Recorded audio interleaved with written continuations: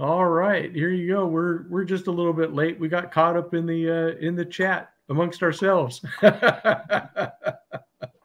Good morning, good evening, good afternoon, wherever in the world you are. I see we got all kinds of guys are here today. We got Angelo and James, Pepper Dingo, Kirby Creek is here. We got Stuart McCrae all the way from Ireland. Welcome, Stuart. Wow. Kathleen Smith is here. Biggie's Knives is here. Gosh, we got all kinds of people. If I missed you, let me know in the chat. But hello to everybody. We were just waiting on some people to show up. We may have Randy's WSG show up, but I don't know if he's going to be here or not. Hey, Gizmo, glad to see you're here. So yeah, today we tried a couple of different things. I had a suggestion from a viewer to start putting the topic in the titles. So I'll try to do that if the topic is not too long, because I know that if we put too many words in there, then you guys won't be able to see it.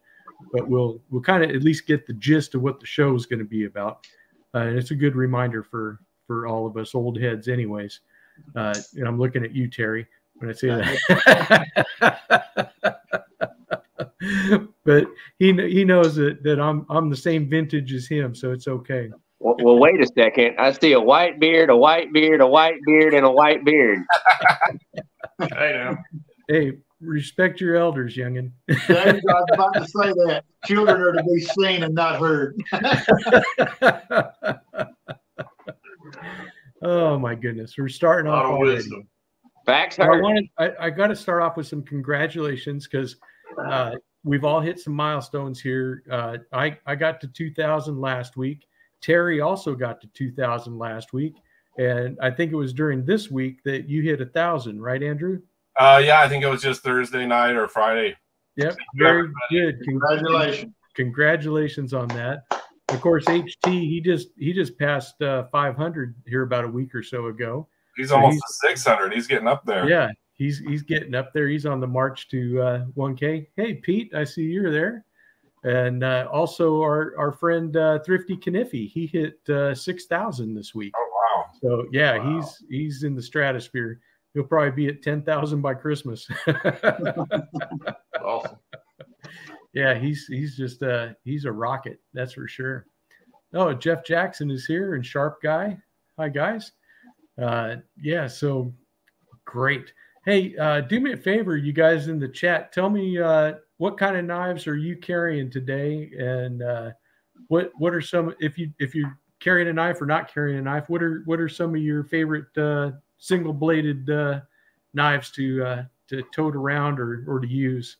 But let us know. We'll call out some of those while we're talking this morning. But yeah, a lot of good milestones. Anyways, good day to all of you on the panel. So you got anything new to share? Anyone? I'm back to YouTube now, so the break is over. Yeah, it seemed to extend my family. They had the norovirus this week, which is the stomach flu. So oh yeah, that's another little postponed. So yeah, it was pretty bad, but yeah. Nice. I got something, RJ. Yes, sir. Spoke to, and I'm sure it's common knowledge by now, but talked to Brother Tim over at Tim's School of Fish, and just let you guys know they're not out of the woods the last I talked to them, but they are fever's broke with his daughter. They are trending definitely in the right direction, and things are looking up over there. Right on. Right. So prayers need to continue. This week. Oh, Night Delights is having internet problems. I don't know. Let me send him a link.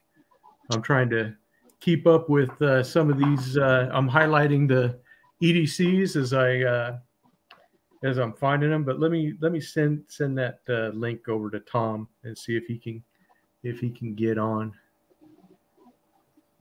So, good deal. But yeah, go ahead and go ahead and say something, or somebody wants to show a knife real quick. Yeah, I had a good week this week. You know, pretty decent week at work this week. And weekend was great. Yesterday, I did get to go up and meet with the Georgia Adventurer and some of his family. And Bubba, his grandson, is wrestling today at the state level. And so we all met up, had barbecue, and enjoyed that. And Randy had brought me a gift. If y'all see my video from yesterday, it's on there. And made this. He's actually done a short on this. And it is absolutely beautiful sheath that he had sent me. It's just really nice. And he knows that green's my color, and he stitched it with green and all this, and surprised me with it. It works good for for a full size trapper or any type of 4 1/8 inch knife, or 4 1/4 inch knife. It works good.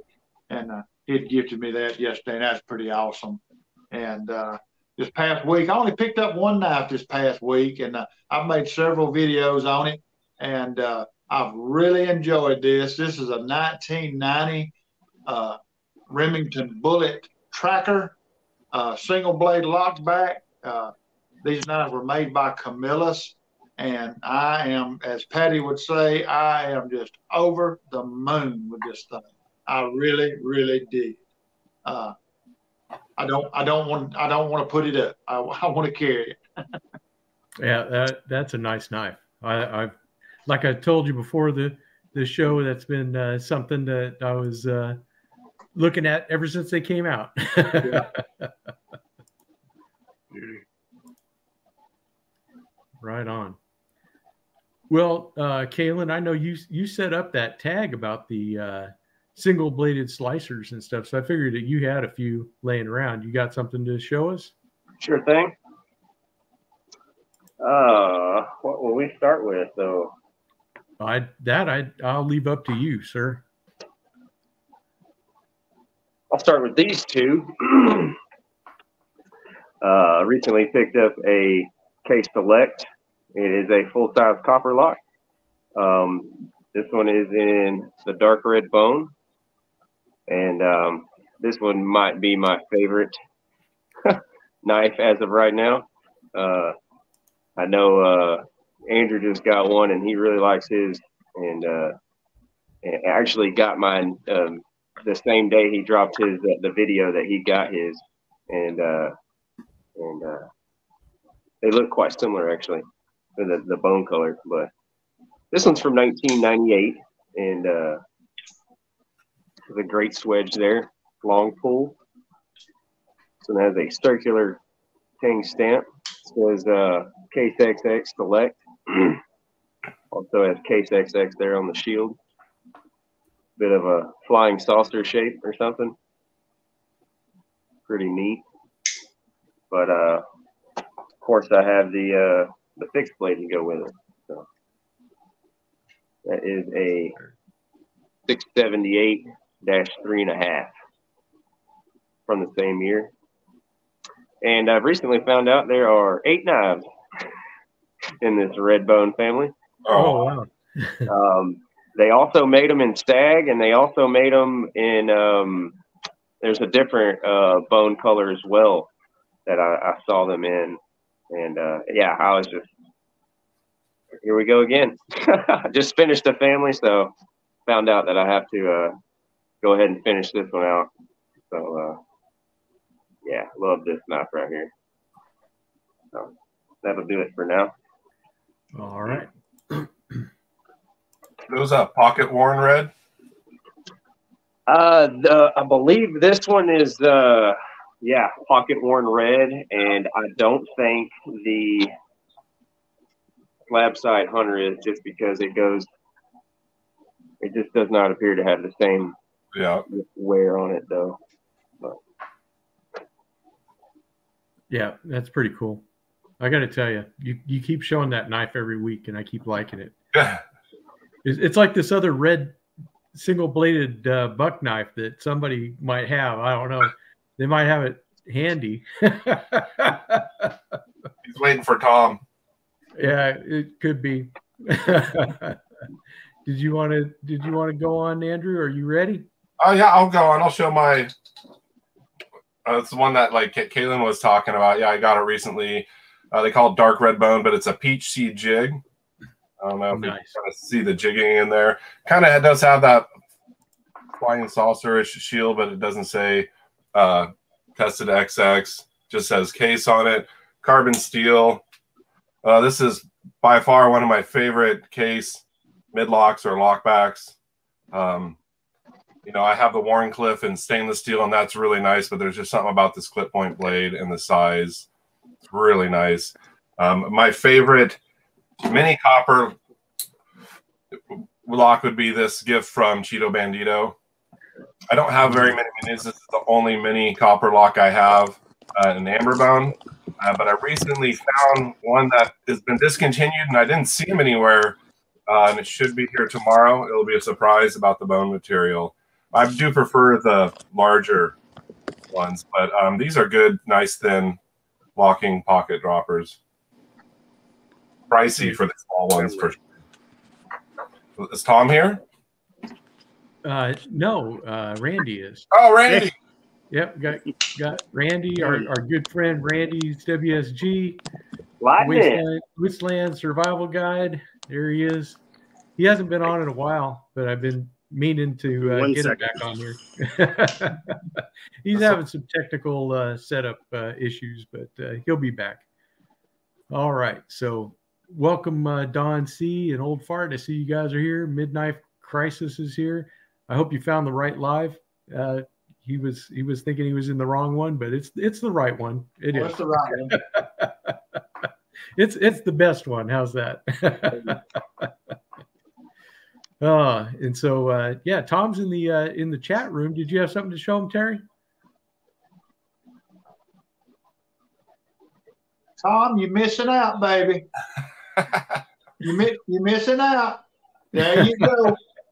See, that's what you get for laying out today. Hey, Michael Richter is here. Nice. I'm just gonna go ahead and tell y'all, I never get tired of looking at this knife, carrying this knife, talking about this knife. I just tell you like I always do. Don't that pretty. Yes, indeed. Hey, indeed. There you go, Tom. We miss you, buddy. Yep, we do. We miss you, Tom. Buck really needs to do another run of bone covers and scroll shield for sure. Tom lost his picture. He can't see anything. Hey, this is my first live with Randy's WSG. Hey, and same with Terry and HT. Salute, Randy. How are you? Actually, I think I'm fighting right now. That's one of the problems. So I thought Tom was going to be on, so I wasn't ready. Yeah, this is the first time all of you guys have been with Randy, isn't it? Yeah. No, I've been on with Kaylin. Oh, okay. Yeah, he was on my first live with you. Oh, is that right? Okay. Yeah. Wow. And then we were on together with Patty too. Yeah. Yeah, that's right. Sure. That's right. Christmas live. Yeah. That was a good one. Yeah, good deal. Yeah, that was a lot of fun. Richter said he didn't know what you looked like, Randy. So there you go. Now you know. All right. Now you know. You had to find out. And thank you, Mimo, for putting up links and stuff. I see you're there and doing a great job helping out with the moderation. I really do appreciate you, brother. And we missed you when you were gone all those times. A lot of people were wondering where you got off to, and we're glad you came back. So that was good. All right. Well, let me show a couple of fixed blades that I have since we're here. But here's a good one. This is from Roper. This is their little bird and trout knife, and it's got the zebra wood, which I think the handle on there, the grain pattern is just really awesome. I just love that little 8CR13 blade, and just really nice little bird and trout. So it's definitely one that I like. And of course, I can't talk about bird and trouts without my little fin. the little stacked leather case, bird and trout, and it's just a fine little knife. I really like this one, but bird and trout knives are something that I have just kind of gotten into in the last probably year and a half. But I do have a hunting knife that also has stacked leather handles, and this is the Elk Ridge Outskirt, which these are really cool knives, and they're not that expensive either. I believe these are selling for right around $20.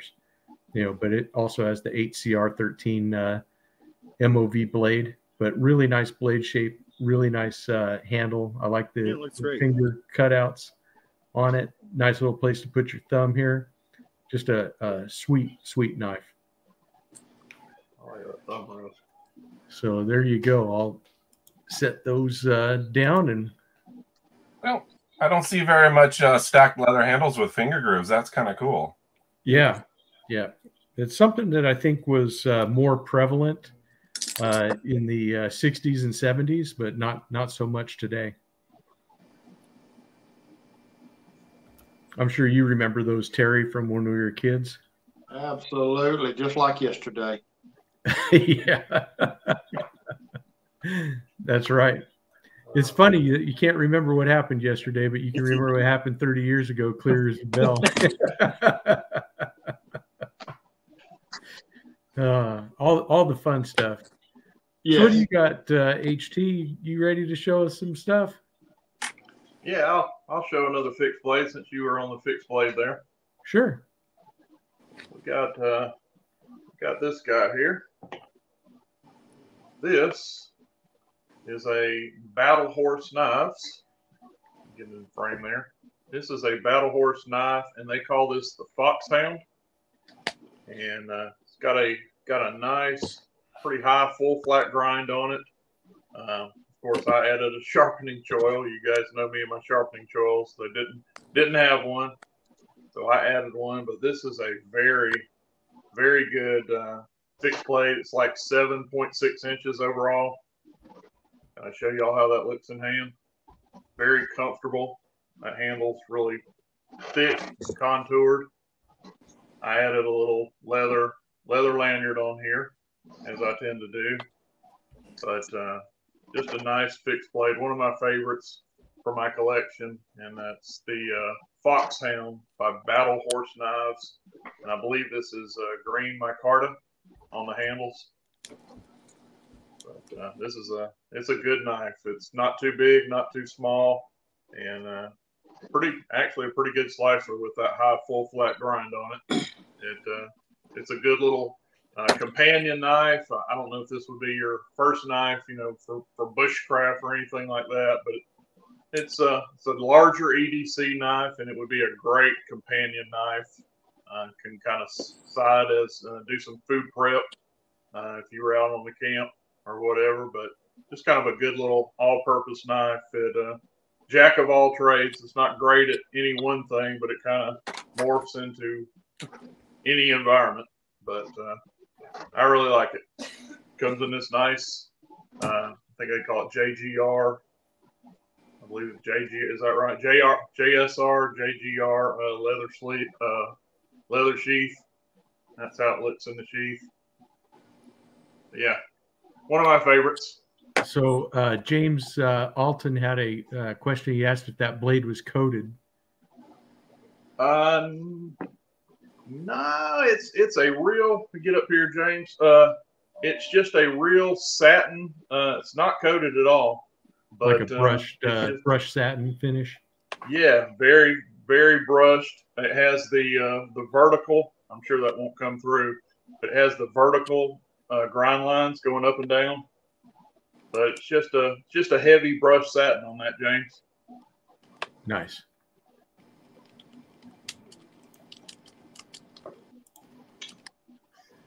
All right. Are you set up, Randy? Yeah. Okay. Actually, I'm going to show my most recent one, actually. Nice. Fix the camera a little bit. This is I don't even know the name of this one. It's the Rosecraft Obed Creek Bow Trapper. And this was a gift from Elan. He's in the audience right now. Yes, he is. Can't get to the focus nice. It's an awesome knife. I love that shield, though. That's what I wanted to. Yeah, the skull shield. Yeah. I just wish I could get to the focus, but really cool knife. That's awesome. Walk and talk. It's not too strong, not too weak. It's probably like a 6 or 7 pull. Yeah, it's nice and crisp. No gapping on it. And then I'll be doing a review on it, but it's basically, it's an old design. It's Andy's design. Right. But he did a, I know we're showing single blades, so I won't open it up, but it's the bow trapper from Rough Rider. So, yes. Almost the same. If I can. A little bit longer. Fantastic knife, though. It's really cool. And they could put a really cool blade shape on it this time. Yeah. And I love that it goes, when you hold it, it kind of curves down. Kind of similar to the, let me pull this one out while we were talking about Rosecraft, to the Cooley River Kayak. This is one of my favorite knives too. So I think those are tied for my favorite Rosecraft knives. Love it. Kind of drops down a little bit. Feels awesome in the hand. And Elon's awesome. I can't tell you how awesome he is. Yep. But really, I love it. Sorry, my cameras. I was kind of rushing, and my dog literally tore up a whole box of Kleenex while I was trying to get it. And then she ran away. Yep, they do that. Yeah, she's a little beast. Okay, cool. Those are those two. Yeah. Did you want to show something, Andrew, or is it your turn? I don't even know where I'm at anymore. Yeah. One of my favorite Rough Rider single blades is the Bolster Lock Trapper. Oh, yeah. They don't really have that many of these single bladed trappers, so it's kind of, I mean, they have a lot of the bow trappers that are single bladed. I kind of wish this didn't have a bolster lock, but actually it's not a bad thing, and that's not really in the way like the liner locks they put on them. But I love the brown or the red saw cut bone on this. This is definitely one of my favorite Rough Rider single bladed. And then let's show another Rough Rider. Here's the Spades Black Appaloosa Doctor's Knife. I kind of like this one because it's a bear head. And I never was really into Doctor's Knives as much, but they're a nice little slim carry. And I found I have like 3 or 4 maybe. A Queen. I got this one. And a couple of Silver Horse by Frost. It's a nice one. I like the long bolster on it too.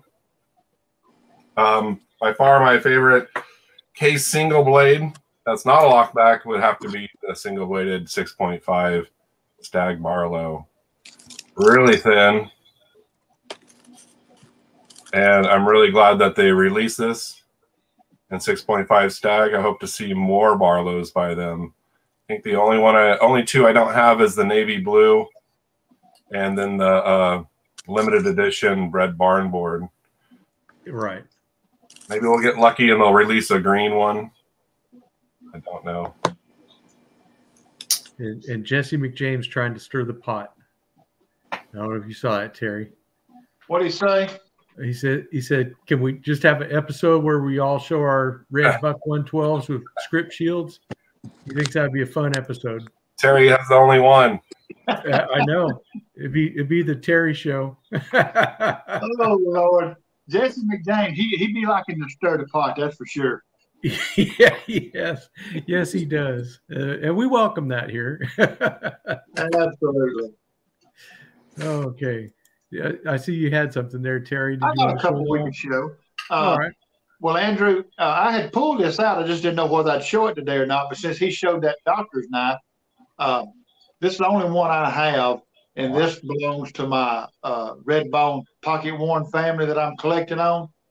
And this, I love the bone on this knife. If you can see on the edge right there to where that's what I like about the character in the bone and the dye or the lack of the dye right there in the edge of it. And it's the same way on the top side, just not as much.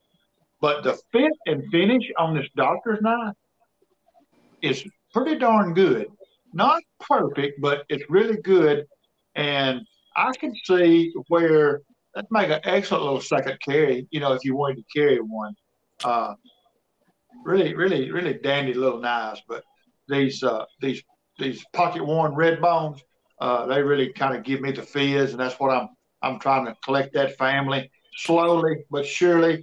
And I get so much help trying to do this.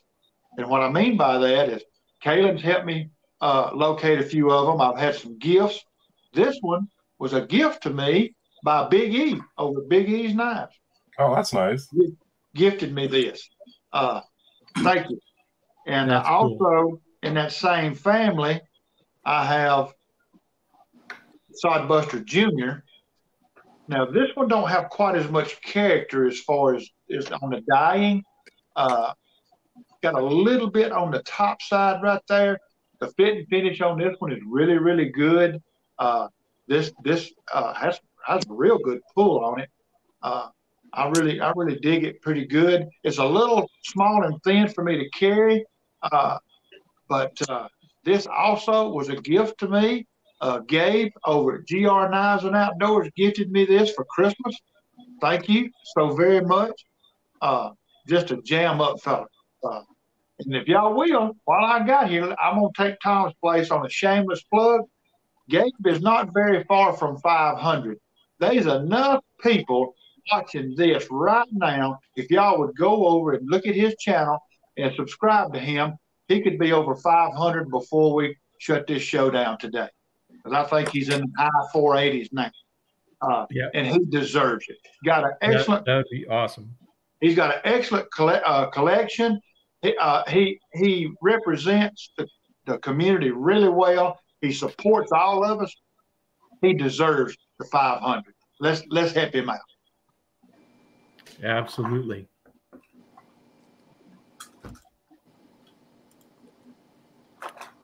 All right. So who's next? I guess I could go. I got a couple of. I'll get you next, Mr. Kaylin. I got a couple of case knives. One is this full-size copper lock. This is in the American Workman series with the red Delrin, and this has the Wharncliffe blade on it. That really great knife. You can get a full grip on that, and just a really nice slicer. And of course, being a mid lock, it's really nice to have a locking knife. But in the same vein, I have my single bladed copper head. This is the one that has the single blade on it. CV blade that's been stone washed, and they did kind of a acid treatment to it on the at the factory. It's got that nice arrowhead shield that Terry likes. And I like that too. And my only regret is I wish I would have got some more of these single blade copperheads, but I know they're out there somewhere.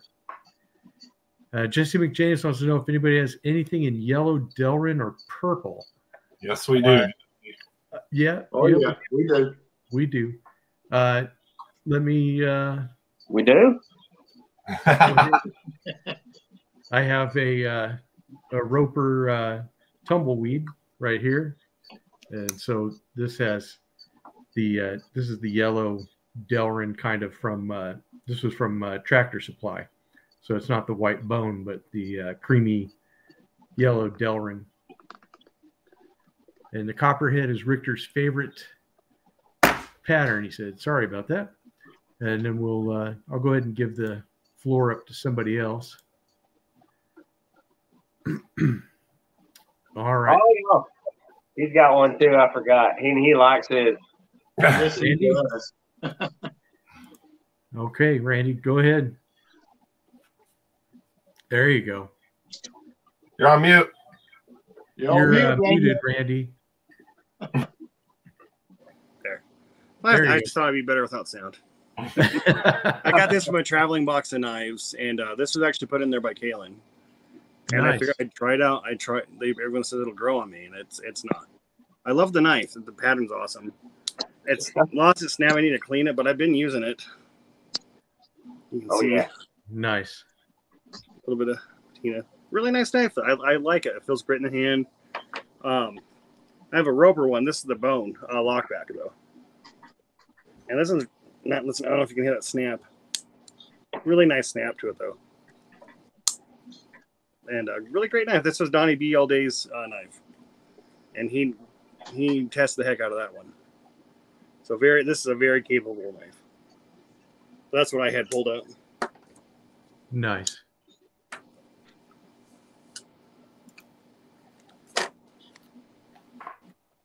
All right, Kaylin, let's go ahead and take a look and see what you had there. Yeah, I will catch up real quick, and I will show my little M3F. I just recently picked up to finish my pumpkin box collection, and this is a vintage M3F SST, and he is 60s to 80s era. Yeah, those are so cool. Yeah, I really like it. He's quite small. It is smaller than I expected it to be, but that's okay. You never know till you get one. Yeah. But I also, we'll close that later. And since he had the small one, I'll show my full size. I'm not sure if it's Delrin, but it's the Imperial full size Sogbuster. Great work knife. Oh yeah. Everybody knows about these. You can't go wrong for the money, that's for sure. So a little modern. Got a Spyderco Dragonfly in VG Chin. Great little single blade slicer. And Kershaw Shuffle. Go ahead and show that one real fast. Really like this knife. Got the finger grooves. Yeah, those are nice little work knives too. Yeah, great knife. Great knife. But I'll show a foreign knife real fast. Fighting Rooster. Custom stag handles. The Federal Shield there. And we got a question for you too, Kaylin. I'll bring it up there. Oh, sorry, wrong one. Hey everyone. Hey, message. There we go. Can manage Super Cena. I'm trying. I'm still working on it. No, I have not. But nice little sheep's foot blade there. And this is a second generation, I believe. Yes, second generation. So, love that stag there. Really contours to the hand. Yeah, it's really nice. I'll let it up there. Okay. All right, HT, you ready? Sure.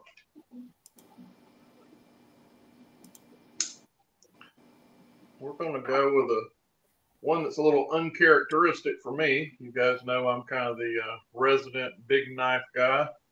But this is one that's been in my collection for a while. And guys that follow me will know right away why I do have it. It's got a nice, got some nice stag on this thing. That is an old Gerber. And I don't know if it'll come through, but up here on this, both of these bolsters have some scroll work. So the bolsters are scrolled, and then we have those fairly thick slabs of stag on here. And coming around here, the blade, we got a good old clip point here, and a about half height saber grind on this guy. But it's about a 3.5 finger knife. A little smaller than I care for these days, but it is a beautiful example with the scroll work and the stag on there. It's one I enjoy I enjoy for my collection, and I guess probably one of my favorite Gerbers. I don't have a whole lot of Gerbers in my collection, but this is one I keep around, and I think it's a pretty cool piece. You know what year it's from? I have no idea. It looks like an older Made in USA Gerber for sure. Yep. Yeah, I believe it is. It's Portland. Like I say, if somebody in the comments knows the name of this or whatever, they can drop it. But like I said, I'm sure it's not coming through on camera, but it has some real pretty scroll work here. Has a little lanyard hole here on the cap end. But, real cool little piece from Gerber, and one I enjoy. Every once in a while, once in a blue moon, it'll be a fifth pocket carry for me. But yeah, Gerber. Might inquire with old Warthog. Yeah. Yeah, he'd probably know for sure. I'm not very versed on Gerber, self-admitted.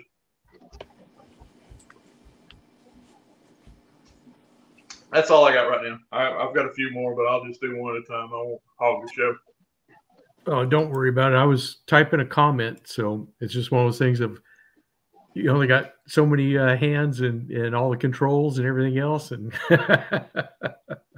so whenever you guys see me linger, it's because I'm probably in the chat side of things. And yes, they still make gators. Mimo is telling us. And Mimo said my link was not. That's a great knife for the ABKT site. So I'll send them an email out, and hopefully they can fix that here this week. If you guys were looking over there, we'll see if we can get that fixed up. All right. Did you have something, Andrew? Yeah. I've showed these before, but my favorite buck lockbacks would be, of course, the 110, and then the 112. It's not red bone and it doesn't have any scroll work, but it's my custom. And but I do want to give a shout out to Tony's Ponies. He apparently was the one that put me over 1,000 subscribers. Thank you, Tony. Right on. He had mentioned, I can't believe it's taken me this long to subscribe to you. I'm like, yeah, geez, what's going on, Tony? But he was the one to get me over 1,000, so thank you. This is the Dragon Wing by Rough Rider. It's kind of a Game of Thrones-ish knife and white bone. Nice long bolster on it. They're affordable. They've upped their game on this. They have kind of a crossbar in the inside, like Rosecraft, to keep it from getting blade wrap. No gaps. I mean, and it doesn't have a Rosecraft pull on it. It's more like a 5.5, maybe 6. And they just released the Dire Wolf, which is kind of a shorter, fatter one. But this is definitely a unique. I think they're around $20. That's cool. And it's like a little lamb's foot, right? The blade. Yeah, and it's got a little bit of belly to it. So kind of a reverse Tonto, like a lamb's foot, basically, with a little bit of belly. You can see that blade stock is thick all the way down. Oh, yeah. It's a good little.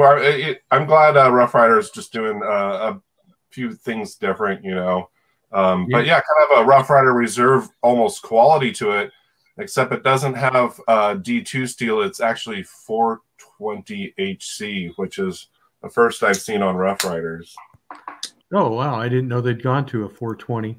That's what Smoky Mountain says, but we all know that Smoky Mountain's descriptions are not totally accurate. But yeah, if it doesn't say the blade steel anywhere on the blade, and that's what they said. So I'm sure it's not as strong as Boss Heat Treated 420 HC. Yeah, very interesting. Yeah, it is. Yeah, it is. Now I'm gonna have to go shop some Rough Riders for sure.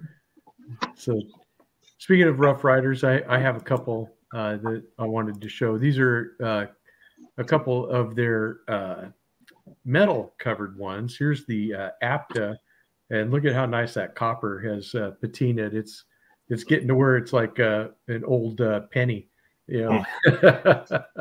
But I love the walk and talk on this, and I love this blade. This is the only Apta that I have, This was a gift to me from Suburban Jack at Suburban's Jack's EDC. So be sure to check his channel out too. And he's on Instagram. But cool guy. And these are just really cool blades. I believe these are all VG10, if I remember right. But I'm not sure about that. It doesn't say on the blade. But if I remember right, these were VG10 on the edges. But then another one is this little brass lock pack, which is still, it's got great patina. I think these are like $5 or $6 and just a perfect little fifth pocket knife. Nice little blade on it and just really handy to have. I really like how the brass is getting a nice dark patina on it also. Yep, and Mimo says yes, that the APTA is VG10. So go ahead and teener that, Cal. Hey, I will go get some bull acid, and I will rust every blade away. You would too.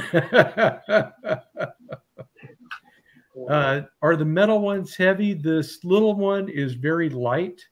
The APTA, it's a chunk. You can definitely feel this. So this one's kind of heavier, but the little brass one is very light. So, not too bad. All right, I see you there, Kalen. Let's go ahead and bring you up. Got my my Boker 1906 here. Oh yeah, that's another wonderful single blade lock back knife. Gonna go ahead and go through some more of my imported knives here.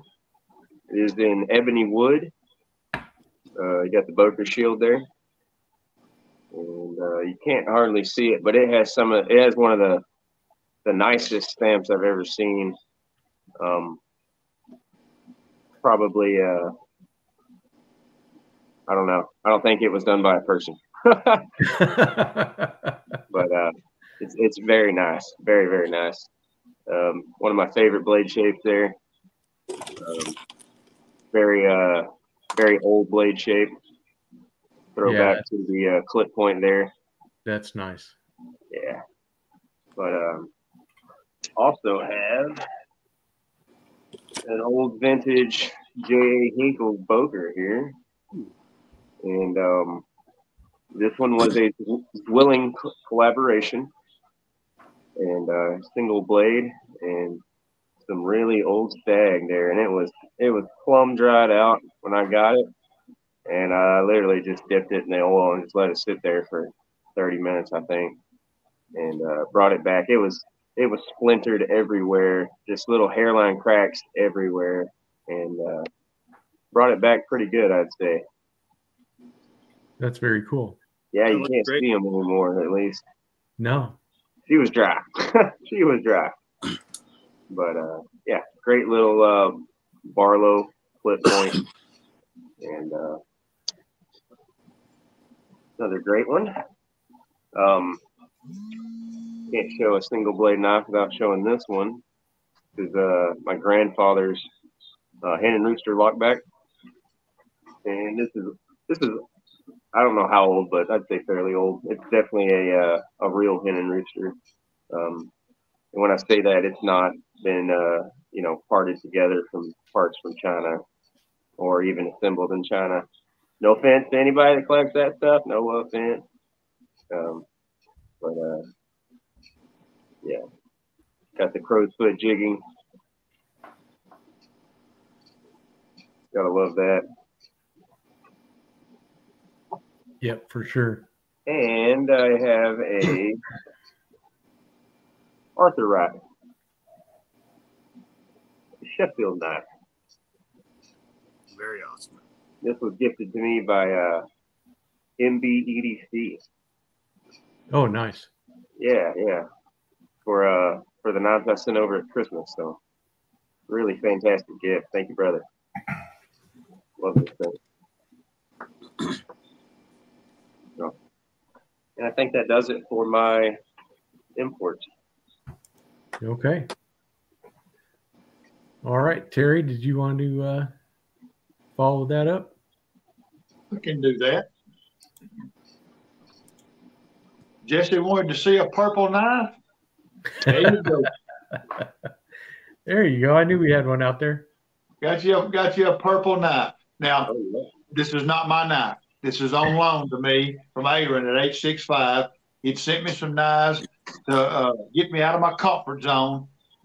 And y'all, that knife right there, flat, got me out of my comfort zone all the way. If you haven't watched, I've got several videos on it, shorts and all, and I've done a full review. That I don't do a lot of reviews, but I picked this one apart, and this is the Yojimbo, made in the USA, Earth, Golden, Colorado. It's got the CPM crew wear. I have since understand that this was actually designed to be a fighting knife. Lord of mercy, I'd hate to get in a fight with somebody that had one of these. that would not turn out good for O'Terry, that's for sure.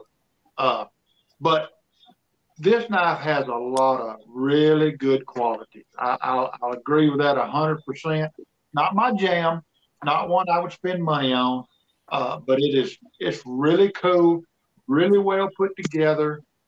That compression lock, I dig that part for sure.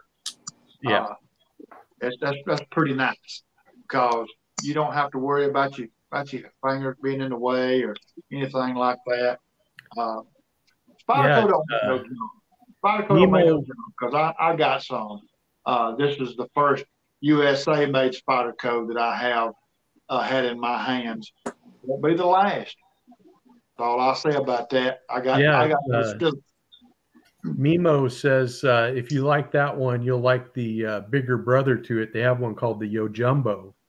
And I think that I probably would because now, and I said in my video that, everybody knows I got a pretty good size hanger. And the way this thing is made to be, I mean, it's really nice. It really is. I could see where it's a very useful, certainly very capable knife. So I dig it. It's just like I said, it's not something that I would buy. Right. I do have our very first Spyderco that I ever bought, which is a tenacious, just got the OD green bi-directional handles. And I really dig those handles too. You can be soaking wet. You can even have oil on your hands. These things right here, they don't slide out money. They're there. These are definitely very affordable and capable knives for sure. It is a China-made knife. But I would like to show just one more American-made knife that of course. That it's very, very, very different. Very, very different. This is a custom-built knife by Michael Banzelcroft. This is a Banzelcroft custom made in the USA. He makes the sheaths. He makes the knives. Now this is really, really wild knife, and I love it. It's a one-piece construction. So that one-piece construction, and then you put your blade. Your blade is replaceable right there, and the handles are made out of some of the best linen micarta that I have ever seen in my life. You have to get it under the microscope. It looks like bone. This stuff is absolutely.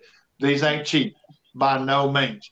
Y'all check out Banzelcroft Customs, USA made. This guy makes these things one at a time by hand. Excellent, excellent quality. Really cool. Single blade slicer. That is cool, for sure.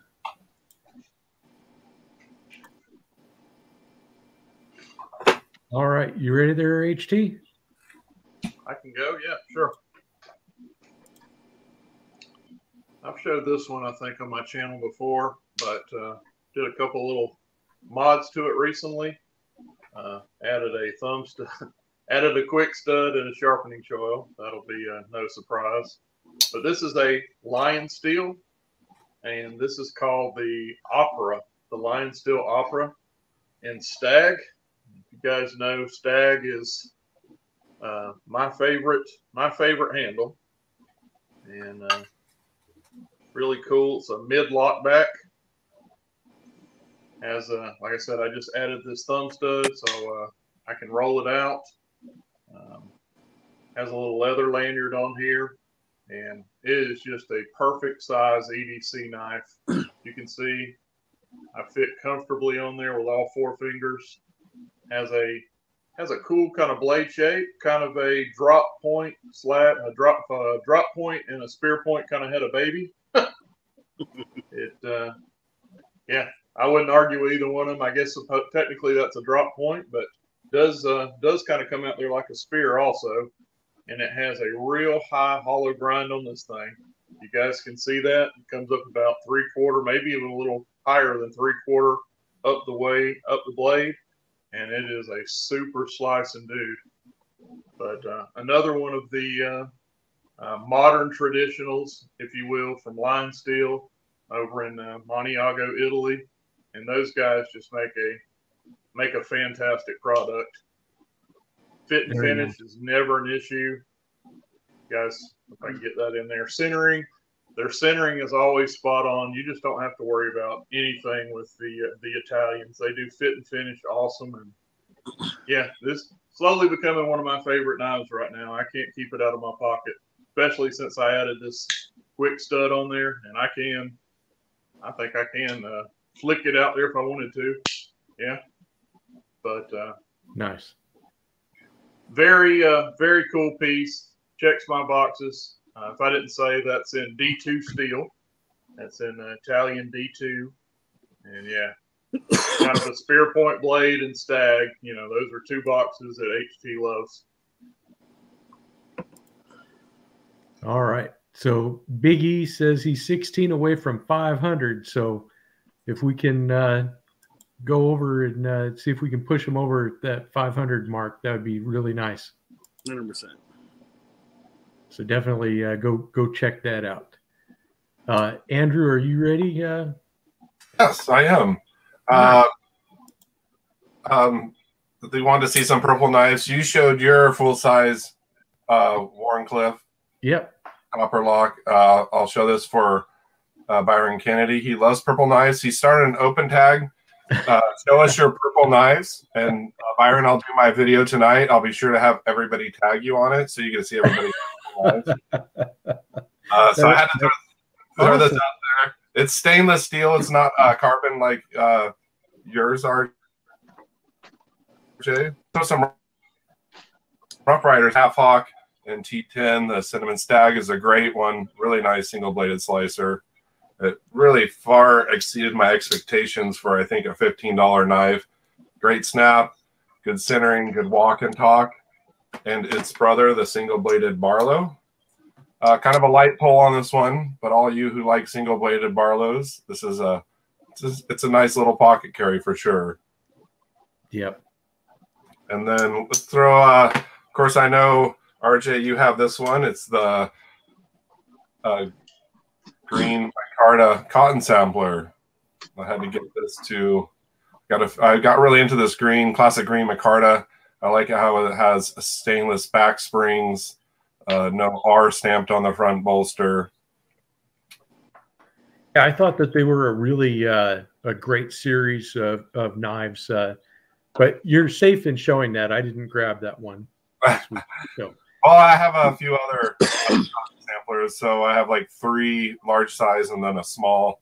It looks like that Pins and Pins blade picked up the small tobacco bone. Here's a single bladed Marlin spike. So I guess the secondary would be a spike. So it's still considered a single blade. Kind of a ram's foot on this one.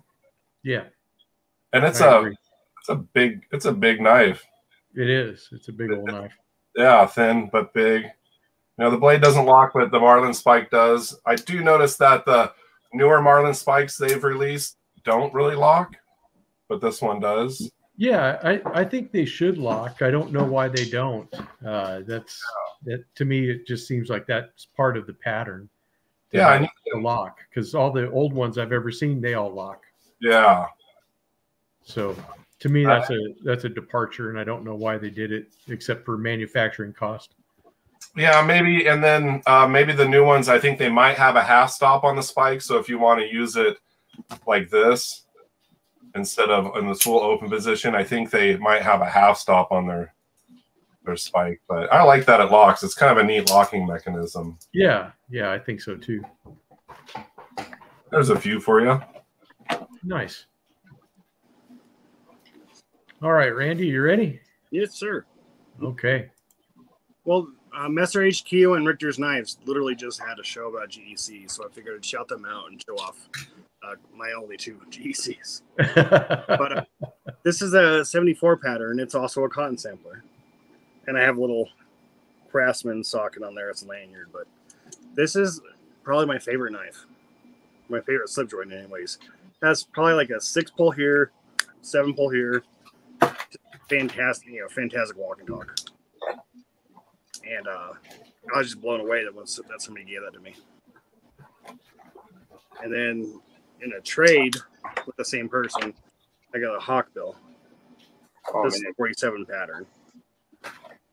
Both on Micarta, Jig Micarta. Yeah, the matching Micarta is nice.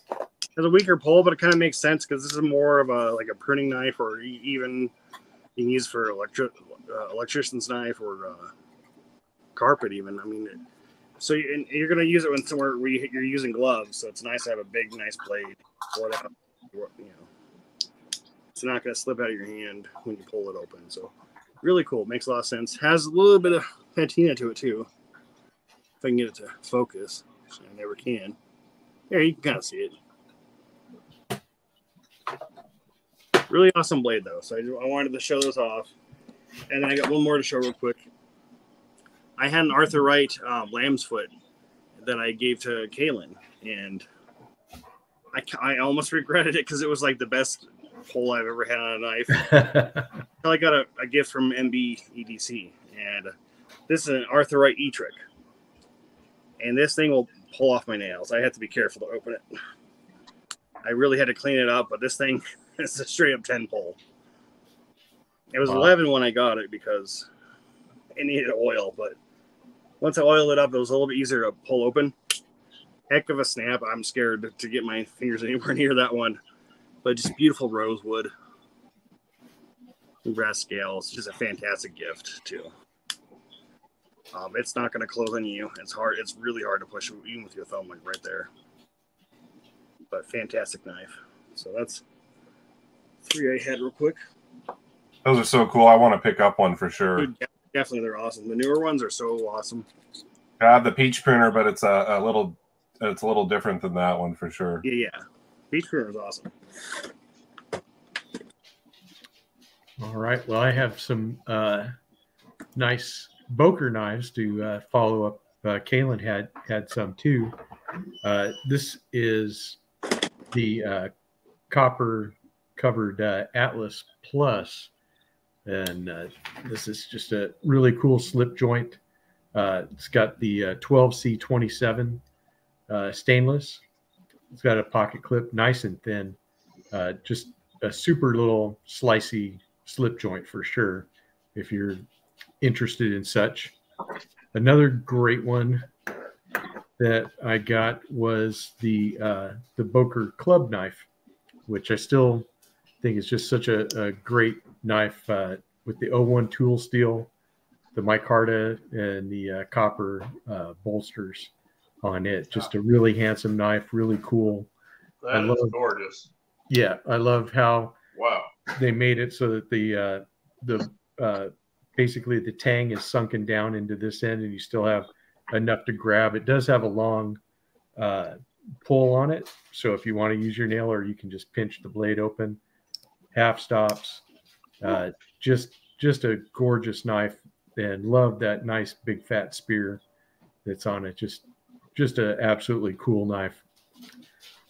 The last one was this was a gift from Mark Kaufman, and this is I believe the Titan was what it's called. This is an older one, but 440C, and got the nice midlock. Again, a super thin body. This is titanium, the frame. So just a really super knife, one that these still go for about 90 to 100 on the secondary, but just a fantastic knife. Yep, and Zen says if you like a fat spear, the Boker Club is a must. That is for sure. That is gorgeous. I love that. You want me to show it again? Just for you, HT. This was a SMKW exclusive. It does have a half stop.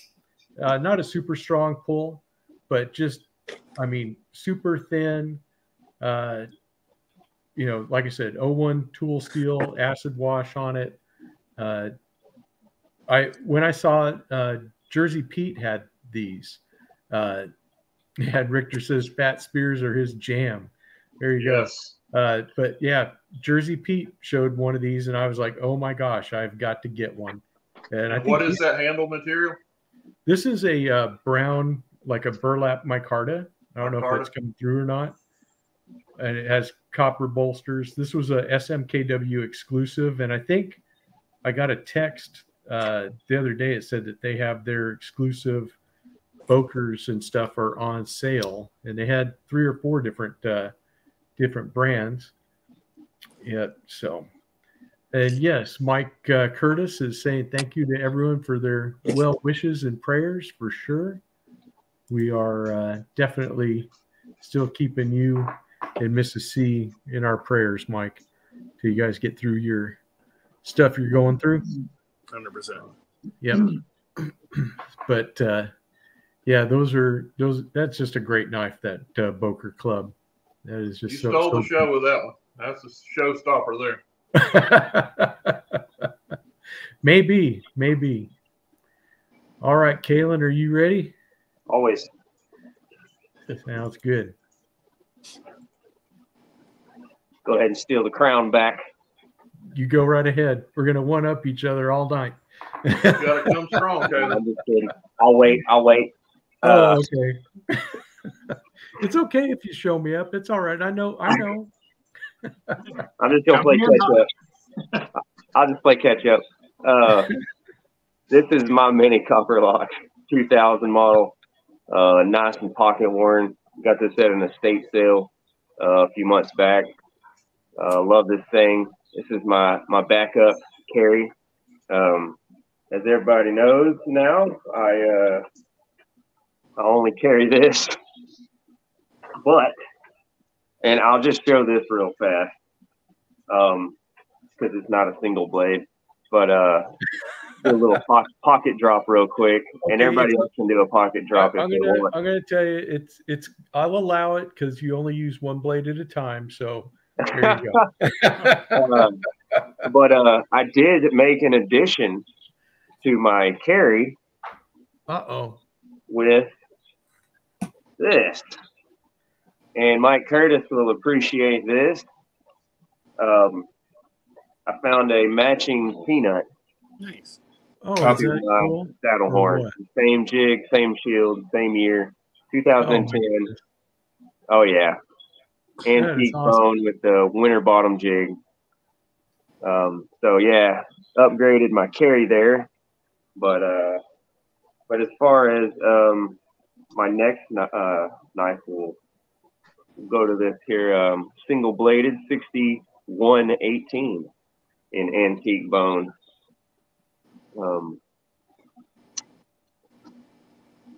This came from Randy knows where this came from. Does it look familiar? I love this knife though. It's still the only one I've ever seen single bladed, the 18 pattern at least. 2002, and love this thing. Case, of course.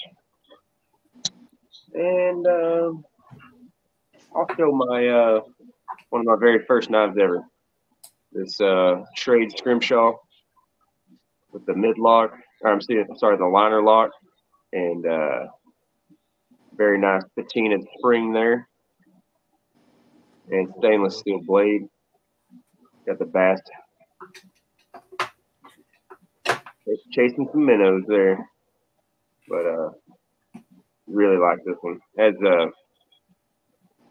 some of the not so much on the closing, but got one of the best opening snaps I've ever experienced.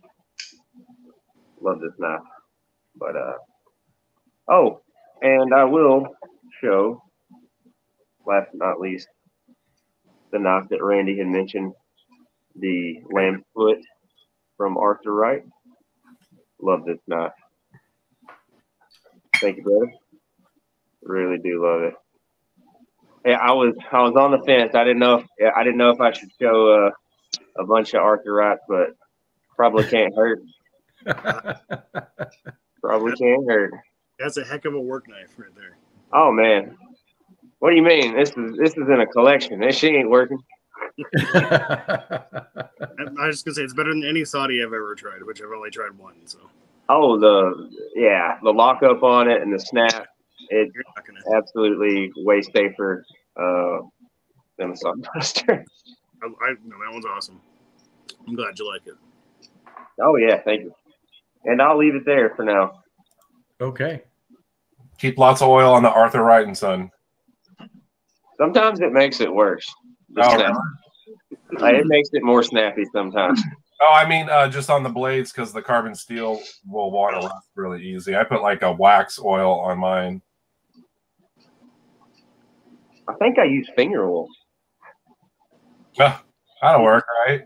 A little salt in there. 5W30. She's climate controlled, so. Pens and Pen Blades asks if anyone knows a good place to buy Arthur Wright knives. Oh yeah, I think we all do now. So, Randy, did you want to answer that, or? Well, James and Company on all about pocket knives. That's right. Yep. And like honestly, you can't beat his prices. You can get an Arthur Wright there cheaper than you can than in the UK. Mm-hmm. Like probably like $5 cheaper, but still, it's cheaper. Cheaper. Yeah. So it's a little tricky kind of navigating that site. You kind of got to search under seller. You can find James and Company. I just do a Google search, and that's how I found him. But and then I think he's located in like the Eugene, Oregon area. Something like that, yeah. Which is pretty close to me. He always has great deals. Andy has some really nice Michael Mays and Taylor Eyewitnesses. Some really nice custom ones. Oh, cool. Very if you look on All About Pocket Knives and you go under traditional, search Sheffield, brand Sheffield, and those will populate. Okay. I'll just post a link actually. Yeah, sounds great. That's why I asked you. I know you know where to go, and I know you could post a link. Fantastic. All right, Terry, you ready there? You gonna blow Kaylin's selections out of the water? Well, I'll show a couple of fixed blades.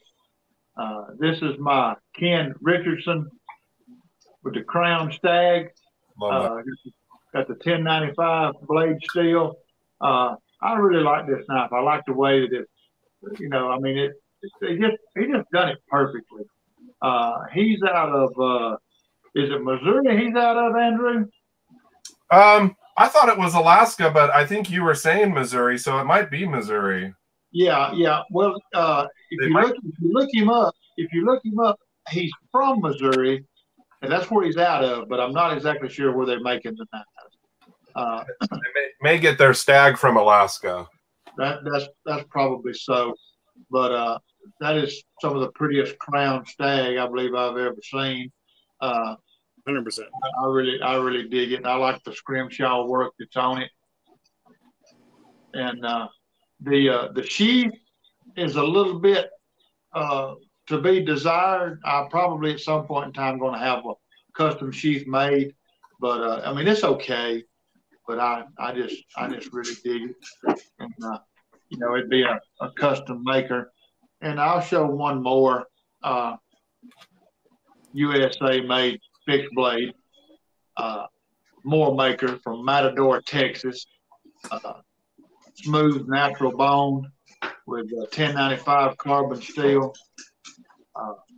Just an excellent knife. Very, very, very capable. Just the hand just right, the way it's got the it's got the finger groove here, but then it don't here, so it just fits my hand perfectly, no problem at all. And I had acquired this knife in on a little horse trading that me and the gunslinger had done, and I'm just proud to own this little jewel right here. Full tang. Yeah, it's a nice one. This jam up, and he made an excellent sheath also to go with it. Very well stitched, real nice supple leather, thick. You can see right there. You can see how thick it is right there. Yeah. Why? Yes, Richter, I do. I'll have to go grab it though. What does he say? Anyone have he wants to know if anybody has the Moormaker Trapper with the Texas and Star Shield. I do. I'll let HT go, and then I'll go grab that while you're showing what you got. All right. We got we're talking about Sheffield knives and over in England. I got one here that is this is a Woostelholm, if I'm saying that right. IXL, big fat, kind of almost reminds me of a clasper knife, but kind of have a big trapper style handle on here. It comes with I believe that's just laminated wood, kind of a grayish laminate wood on there, but has this big, nice, fat foot point blade on here. It is a backlock. Has a big oversized lanyard hole here. Just a very good snap on it.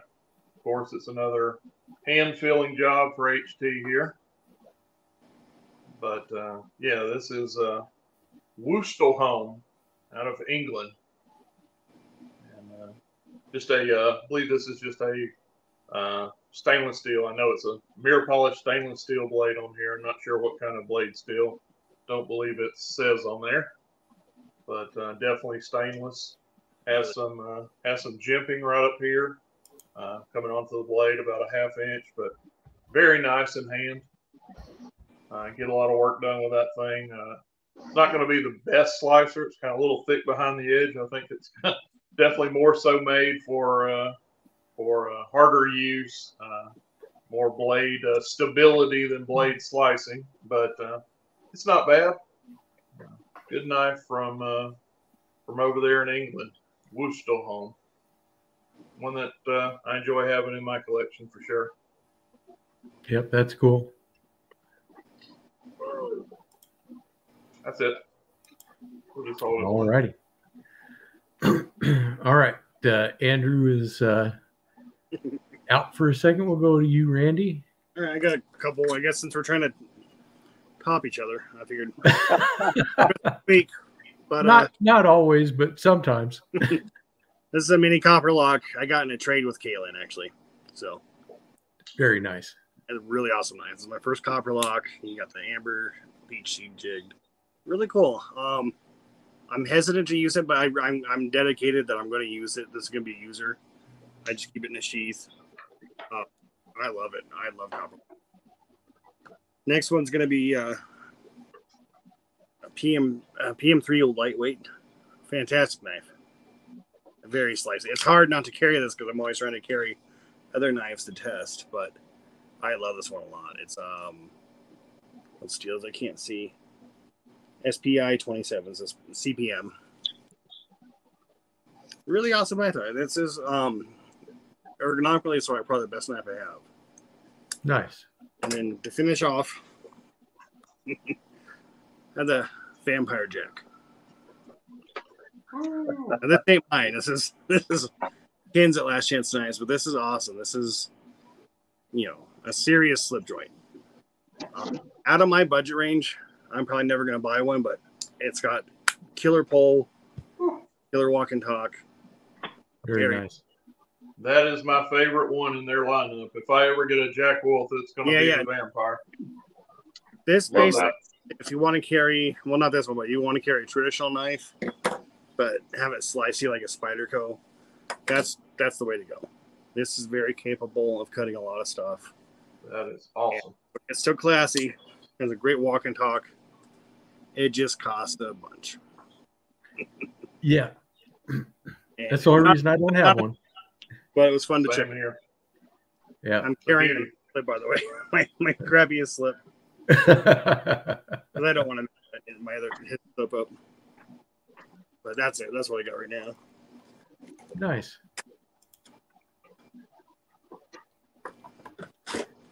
All right. Yeah, that's Zen Ali has it right. That was Ben's quote. So that's what can I say? That one put a little heat on you, RJ, but I still say you're in the lead. I don't look at it as a competition, and you guys all have super nice knives. A lot nicer than mine, that's for sure. I might have a nice Boker or something, but here you go. This is for Richter. Here you go. I got this engraved with RJ's knives on it. This is the Texas Trapper from Warmaker. So it has the Lone Star on this side, and it's got the Texas Shield on this side. It's yellow bone because, of course, for the yellow rose of Texas, right? Mirror polished 1095 blades. Here is your clip point, which is just marvelous. And then you have the Spay blade, which, again, just a fantastic one. Just good stuff. Warmaker has some really, really nice stuff. And, of course, it says on the cap up here, it says more. On the bolster, it says Maker. And then on the other side of the bolster, it says Matador. And on the cap, it says Texas. So there you go. You got all of the stuffs, but really nice fit and finish. As you can see there, no gaps or anything. It's just a really cool knife. And when I saw these and I saw you could get the engraving was like, I think $9 extra. I had to get it as a channel knife for sure. But I also have my single bladed Barlows. This is a little Rough Rider. This is the Cinnamon Bone Stag, which this is a really cool knife. I think just about everybody really liked it. You got a really nice clip on that. I think it's one of the nicer Rough Riders that they had. And of course, we have the Rough Rider Reserve. This is the 017 in D2. So you got the micarta and the big fat spear. And of course, it's made in D2 steel. You got the little arrowhead shield on that. And just a fantastic knife. This is still, I think, my favorite of the Rough Rider Reserve knives. But I have a close second that I'll be showing here in a little bit. And then, of course, a gift from Patty's Potato Peelers. And this is the Eyewitness Barlow, which the Taylor's Eyewitness is just a fantastic knife. And this is the one with the wood handle. I forget which wood they use on these, but just a really awesome clip blade. And I think just this is the ultimate example of the English Barlow pattern. You got the nice fat bulbous end and that great, beautiful clip point.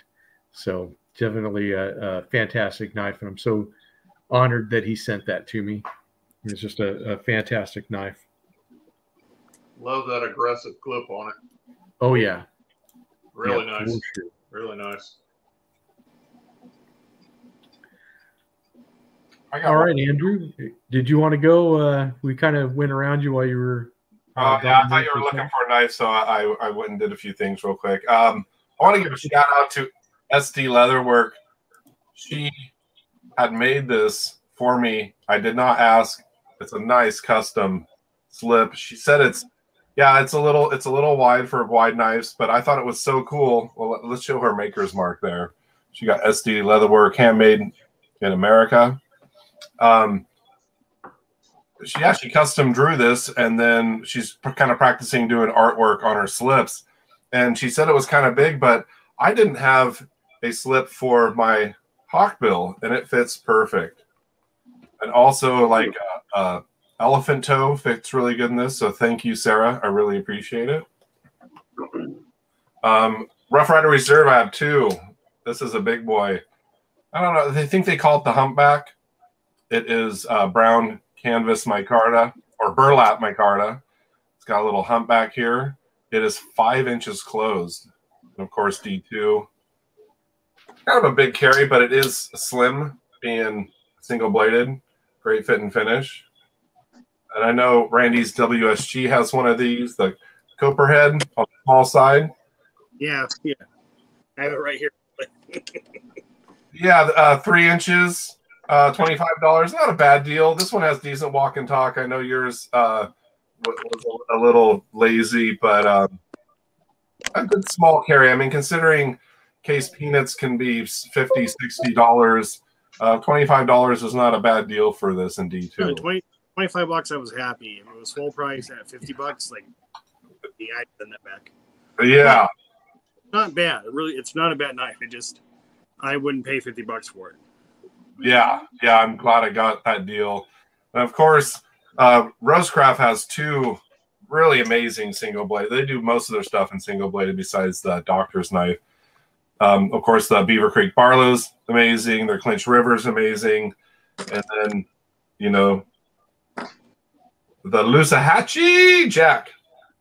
And I kind of wish they would do the Barlow with the clip point, but I guess they don't need to because the Lusahatchee already has a clip point.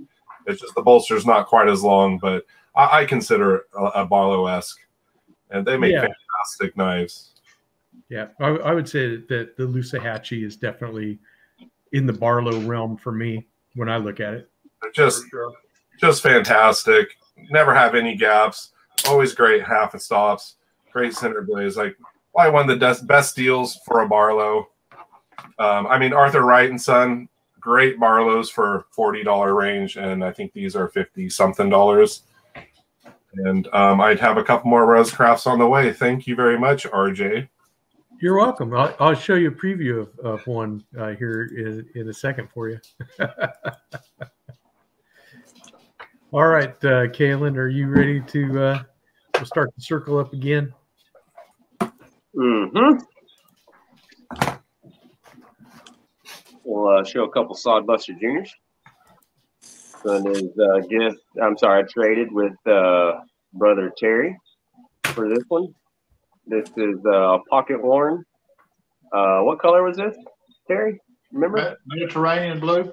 Mediterranean blue. Yeah, pocket worn, and really like it, especially the color. And great knife there. She is a 2022. I like the way that one's got a lot of black in it. Yeah. Great snap on this knife too. Really great lock up.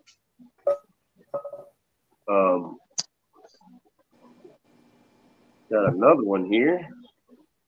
This one was a gift from Tim's School of Fish. And it is I believe it might be the same. Yep, 2022. And this one is this was Mediterranean, and this one's Caribbean saw cut bones. And I really like the bone on this one as well. Did a great job there. And great fit and finish on both of these as well. Right down the center. Nice.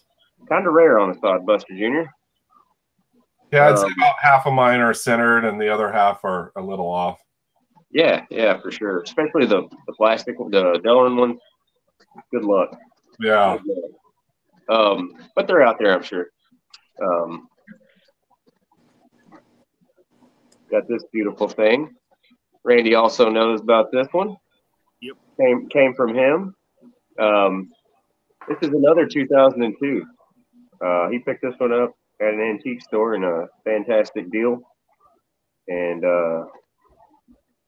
sent them out to a couple people, so they know who they are. This is a medium toothpick, 610094, and amber peach seed jig bone. It's coming. It's coming. I'll turn up the heat a little bit. But yeah, I really like this knife. It's the only medium toothpick I have. Not the strongest as far as locking up. Pretty easy to. Got to be careful there with that one. But great little knife. Hey there, doggy.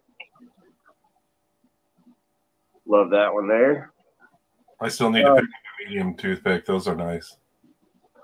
Yeah, I think they came back with them, if I'm not mistaken. Yeah. Got a Bearhead teardrop here, single blade, amber bone, peach seed jig. This one is a 2020, and that is TB61028, and she's stainless. I like these little teardrops. Got a few of them, and got a nice little drop point there. Blade. Love the Bearhead as well. Makes for a pretty knife. Don't want to drop it though on that end, especially. Yeah, they call them a drop, or they call them a pen blade, but to me, it does look more like a drop point. Yeah. I mean, for sure. I don't know. Those are cool. Pen blade, whatever.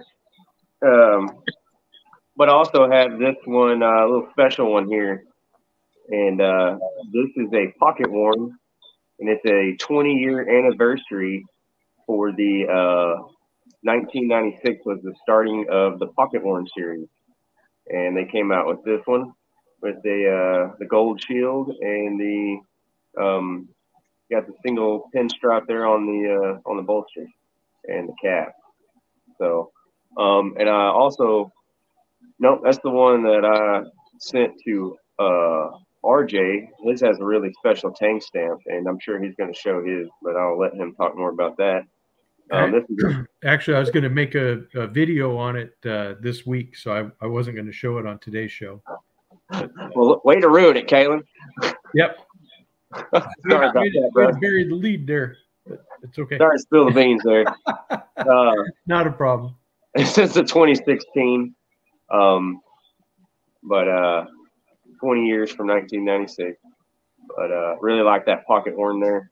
And this one is in the denim pocket worn, which I really like as well.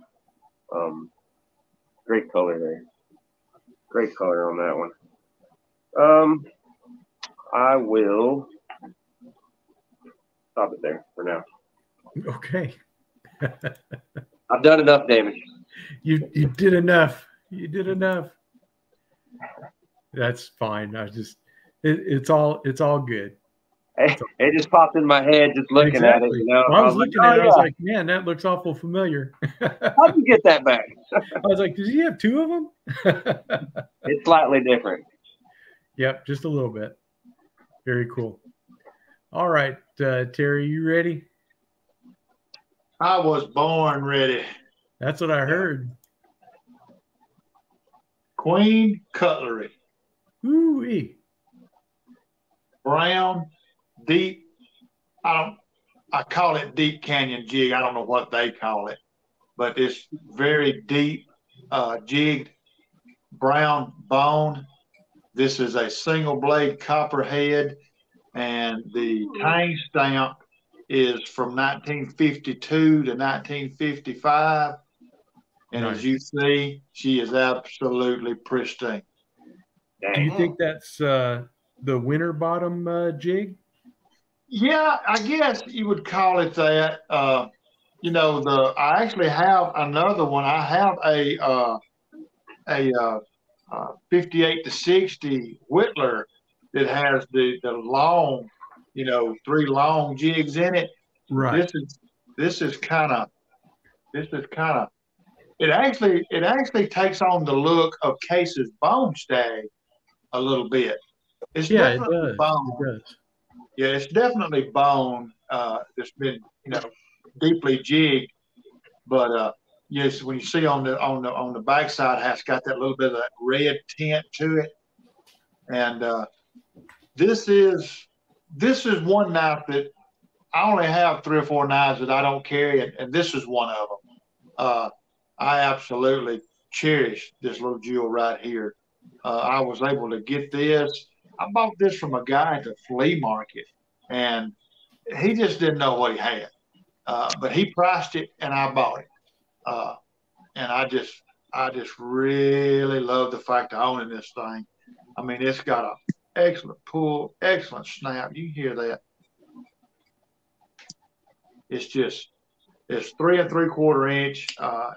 It would be a darn good carry if it just wasn't brand new.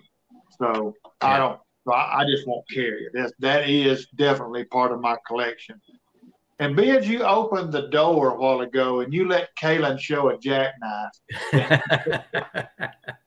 Hey, Kalen just stuck his foot right in that door, didn't he? Yeah, I just want. I haven't done an actual video on this. I've done a short and all, but this is a Queen from 1935 to 1955 with that antique green bone, and this is what they call a heavy-duty jack.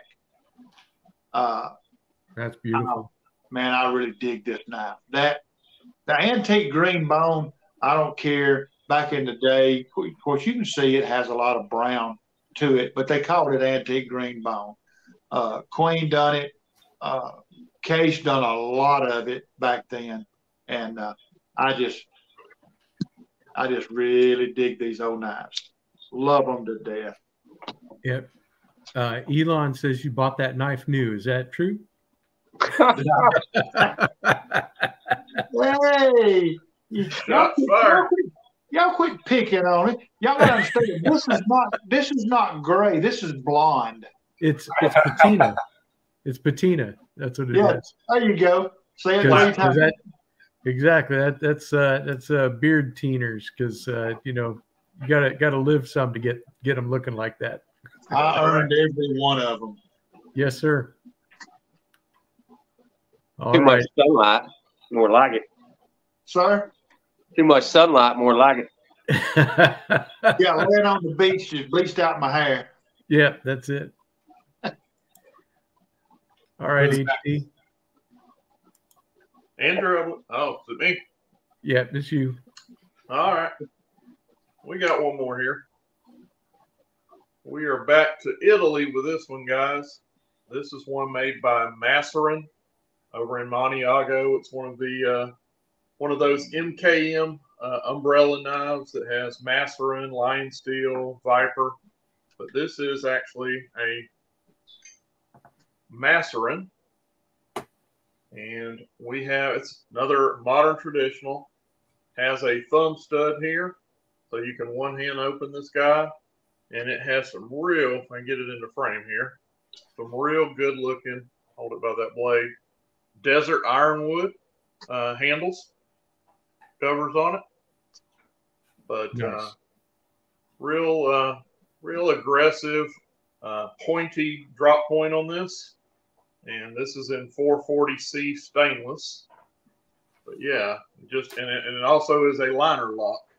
You see here, I went in there to disengage that. We have a liner lock here, and we can pop it out there with a thumb flick if you want to, or you can traditionally kind of slow roll it out. But yeah, that is a cool piece from another one of the Italian makers over there, and I thought it was really good looking with this desert ironwood covers on here. But definitely a modern traditional with thumb stud and has torque screw construction on here. Ah, that's not true. It has, those are actually little flatheads. Wow, that kind of threw me. 2 flatheads that keep on those desert ironwood covers, but definitely a thumb stud and a liner lock. So has a big kind of hidden, well, it ain't very hidden, but big lanyard back here if you wanted to add a lanyard to it. But cool little piece. Show it to you in hand. I am able to get all 4 fingers on that. But Masserin out of Maniago, Italy. Very nice. Very cool. Lion Steel has some really cool stuff. I noticed that they have a sheep's foot modern Barlows in like ram's horn and wood. I think they're like $100 and something, lower hundreds, and they almost look exactly the same as the new Baron Son Barlows that are going to be coming out. So I'm not sure if Baron Son probably copied them because Lion Steel's been out for a little while. They make a good product. You never have to worry with the Italians on fit and finish. That is their claim to fame. They make a very good fit and finish knife. I've never had a bad example yet. Sure, I will if I buy enough, but they haven't burnt me yet. They've never disappointed. All right, are you ready, Andrew? I have a couple more. Kalen showed his teardrop, so I'll show mine. It's not a bear head, but it's the old red bone, smooth red bone with the PVD coated stainless blade. I really like the black coated blades. Oh yeah, that's cool. Yeah, I'm really stoked to have another Tony Bose in my collection. I may have just ordered my first sow belly Stockman, so I'll have a 3rd Tony Bose. Yeah, I really would like to pick up a bear head. One of these would be really nice, but I'm glad I got this when I did. Really, really nice, just really thin, single bladed. This is so far like definitely a gentleman's carry for Save Clean. That red smooth bone really pops. Yeah, I really like it. I know they have, obviously some other red smooth bones. Just so many cover materials, so little time. Does it looks like it has just a little? Does it have a little black in it, or is it just that coming off the blade? There is, yeah. If you look close, there is a little kind of dark specking in there. Maybe it's like a dark, a little dark red. It looks really good. Almost black. It doesn't come up. I put a few pictures on Instagram, and when I sharpen the image and make the image pop, it does have a little bit more black in it. But I really like this bone. It's polished. What's that? It's polished well. Yeah, really nice. And then, like I said, Pens and Pen Blades picked up one of these recently. They're such good little cotton samplers. 3 inches closed, tobacco bone, under $10. I almost like them better than the full size ones. I didn't think I would really like it that much, but just a great little pocket dropper, little cheese knife, and the walk and talk is just incredible for a $10 knife. Fit and finish pretty decent on these. I'm kind of a sucker for the tobacco bone, basically like an amber bone. It's a good color. And they didn't make too many of these. And that's what those are cool, for sure. All right, Randy. Yeah, I got a couple. So this one, actually, I won this from Big Red EDC. And it's the Hedgehog. And what is it? M390 steel. You got the, I think, camo carbon, Dragon's Eye. So, awesome knife. This is a nice competitor to Jack Wolf knives, I think. Yeah, and a lot more affordable. Yeah. The QSP, yeah. Those Barlows, C. Reisner has some Barlows that are made by QSP, really good. Right. The cool thing, the nicest thing about this, I was saving up to buy one of the cheaper ones, one of the $50 ones, and then I won this. But it's nice that they have a $50 option, they have an $80 option, and then they have seconds of these where my card is just really dark, and then they have you know the nice ones. Killer Walking Hawk, great pull on it, and then kind of like a cleaver, sheep's foot kind of a blade. That brings me to my next knife. This one was a gift from a real great person, and see if he recognizes it. That's a good looking knife, Randy. It's a beautiful knife, and got it from a really good friend. It's D2 steel marbles, and I got this from Terry's Knives and Man Stuff. And it's really beautiful wood scales on it. Just a really cool knife. I like that one a lot. So thank you to that one. That's awesome. Very nice. Now, I'll show one more real quick. Sure. It's probably the worst knife of the live today. This is an old Imperial sheep's foot. Oh, cool. For $1. Kind of like a 4-pull, but right here, really nice snap. I don't know if you can hear that. Oh yeah. It's fantastic, and it's good spring.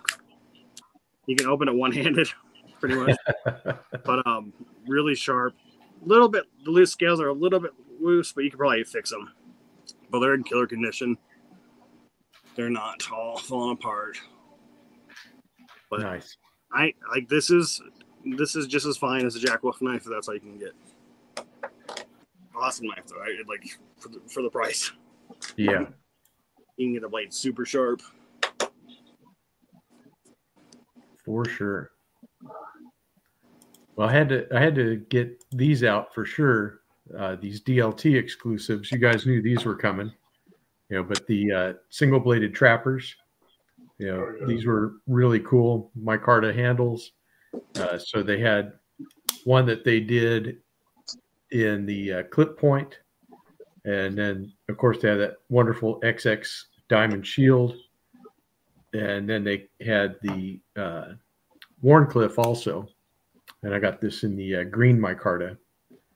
So it was just a really nice addition to the collection.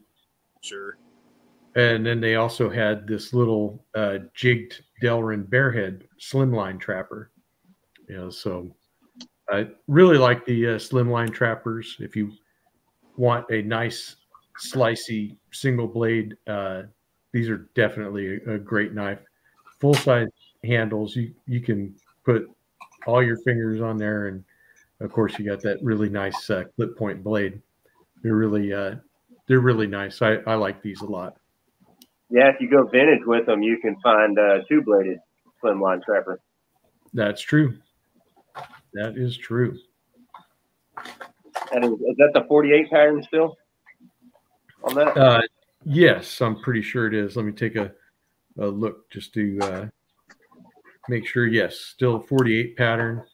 And before I go, I just wanted to show Andrew the gun stock, the Savage Creek gun stock from Rosecraft, so that he can get a nice close-up look at what he's got coming in the mail. Yeah, it should be here tomorrow. Yeah, just a fantastic knife. I love the spade shield. I think that was a really cool touch. Yeah. Bearhead design, and just a fantastic knife. I've really kind of really gotten into gun stocks fairly recently, but what a great design. And I guess if we're talking about Jack Wolf, instead of a vampire, I'd get the sharpshooter if I had the means to do it, since that's their gun stock pattern. I'm almost considering buying a Zippo with a spade on it because of all the spade knives I have now. Yeah, you might as well. It kind of goes. That's for sure. All right. You ready, Kel?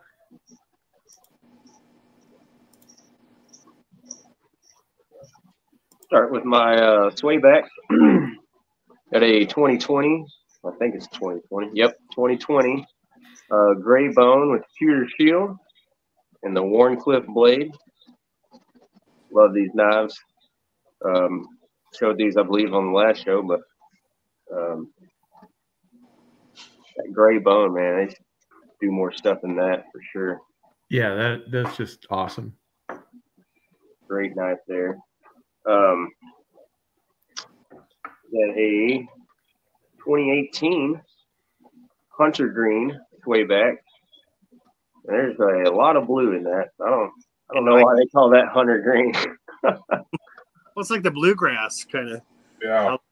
Grass, it doesn't look like blue. Yeah, I know. I mean, I wouldn't believe it if I didn't have the box, but yeah, Hunter Green on that one. That's Go beautiful. figure. Go figure. 2018, great little knife. TB 61117. Really like them. Wish they were a little bit bigger, or if they made a bigger size, that'd be great, but they didn't do that. So, show the rest of my Tony Bose knives here. Got a 2011 back pocket in red bone, stainless steel. It's a wonderful clip point and swedge there. And these are TB 61546. And I know y'all like when the die don't take there on those bones. Yep. Almost got a satin rose look to it there on those ends. Honey Hutch. Yeah, I really like that one. Just recently picked up this one. This is a 2012 back pocket in CV chestnut bone. He's getting little teeners there. Not that I've carried it or anything. Teeners weren't from me. Pre-teeners there where I got it. Wonderful fit and finish on these knives. Never any gaps. Never anything like that. Right down the center. Not a whole lot of snap on these knives. Not on either one of them. So, I mean, it is a bigger knife, but not a whole lot of snap there. Even on the close. Got a, we'll show this one first. This is a 1991 National Knife Collectors Association, 1 of 4,000 single blade saddle horn. And this one has slanted bolster, which is really cool. And this one is dark brown bone. And it is actually stamped that on the blade there. DB. Absolutely beautiful. 61100. And they did make this in a 2-blade as well, which I find hideous, to be honest with you. It's got a massive spade blade on it, and it's absolutely a spitting image of a spoon. So not my cup of tea, but I absolutely love these single blade ones. These are killer knives. Killer knives. Saber grind, right? Saber grind on this one. Yes. My other one actually does not have a saber grind, so that's really cool. I have a 1990 dark brown bone Coke bottle. And this one is also first of the museum series, 1 of 1,500.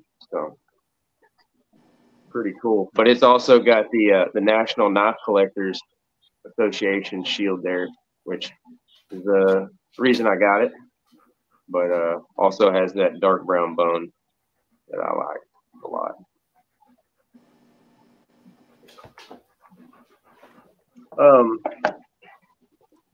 Got another saddle horn here, and this one does not have the slanted bolster, as you can see. There's a difference there in those bolsters. This is a 1996 green bone, 1 of 2,500 limited edition with the bar shield, which I really dig. and the corncob jig there.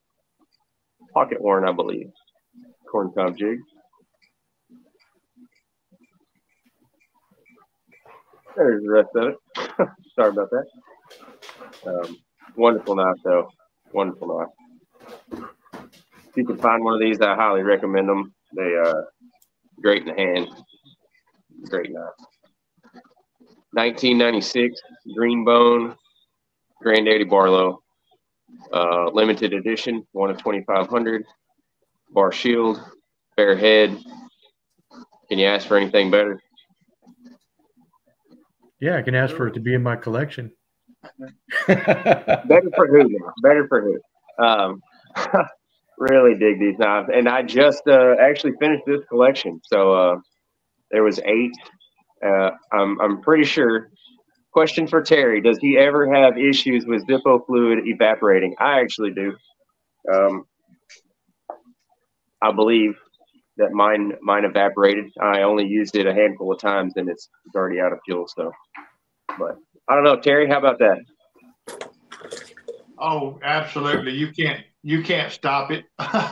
They make a little a rubber insert. They make a rubber insert that you can buy, but you can't stop it. You can slow it down, but you can't stop it. That's why I switched to that arc lighter. I can just charge it whenever. Mm-hmm. Want to do All a right. Randy, you got a shameless plug?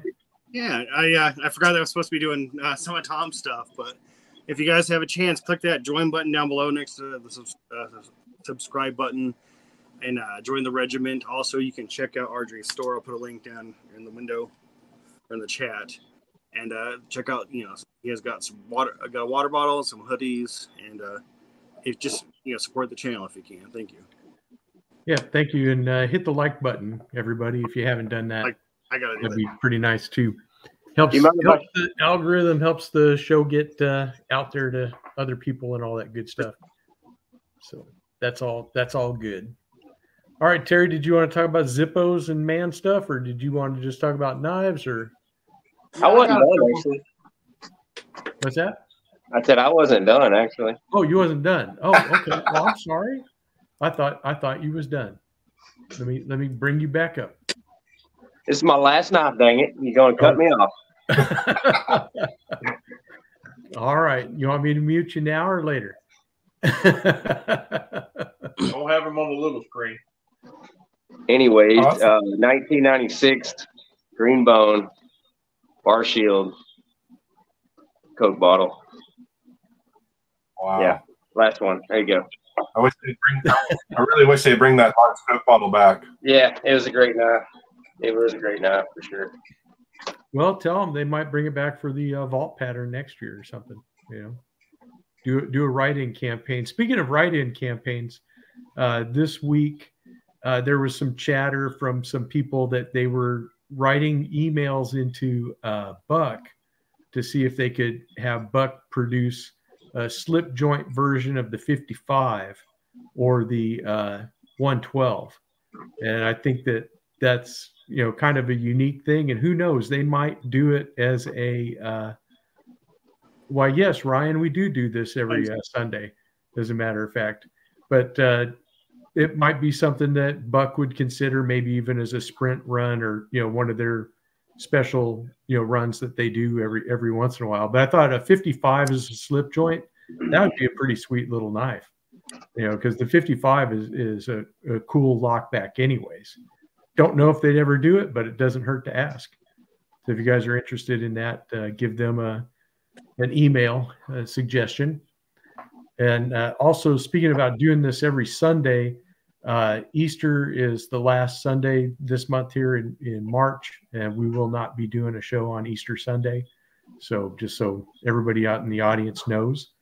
And there you go. We're just got a few minutes left. Terry, did you have something you wanted to show real quick? Sure, I can. We'll talk about what Jonathan asked about real quick. And sure. on the Zippos, there is you're not going to stop it from evaporating. I mean, it is fuel. Any kind of fuel will evaporate in time. but they do make, you can buy it now. You can actually buy a kit. And, but now they make you take this top piece out and it's plastic. You unscrew this and you put it in, and it's got a little lid on it, and it slows down the evaporation a lot. I haven't got one of them yet, but there's a lot of them out there. So if you're having a big problem with it, it don't bother me. I just top mine off about every 3 days, and I don't worry about it. But that answers that. Now, for my last knives, this is a 1970 Folding Hunter single blade. This was gifted to me by the gunslinger himself. This is not a cheap knife, and he saw fit to gift this to me. Kaylin and I, we do a lot of horse trading back and forth, and I purchased knives through him, and he gifted me this, and it just blows me away to even own this knife, much less it be a gift. And these are just really, really cool. Really enjoy having it. And the fact, like I said, that it was a gift from a partner of mine. And if y'all don't know, I'll get a shameless plug in there. Kaylin and I do a show, comes out every Wednesday on his channel. Y'all check that out. And I wanted to show my full-size sod busters. Never had a full-size sod buster till about a month or so ago. And now, if y'all know a full-size sod buster and a sod buster junior, a sod buster junior disappears in my hand. Full-size sod buster do not. I love these. I carry them to work all the time. And my buddy HT gifted me this one in the CV. And I carry this more than I do this one. I love this. Stropped it real good. Come to me with a few teeners on it. I've added some teeners to it. I really, really dig these knives. They work real well, for what I do every day.